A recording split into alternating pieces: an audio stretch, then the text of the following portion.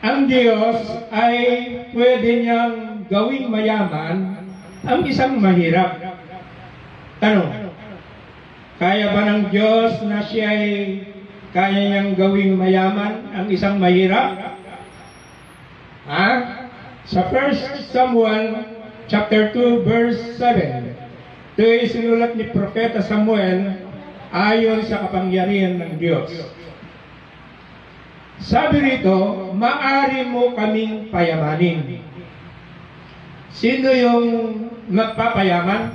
Ang Diyos. O paghirapin. Maari ring ibaba o itaas. Anong ibig sabihin nun? Yung nasa baba, pwedeng itataas ng Diyos yon. O yung mahirap, pwedeng payamanin ng Diyos.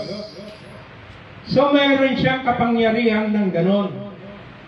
Kaya nga, sabi ng Diyos, magtiwala lang sa Panginoon Diyos na sapagkat mas madali sa Diyos na payamanin niya ang isang mahirap na ng sandali lang.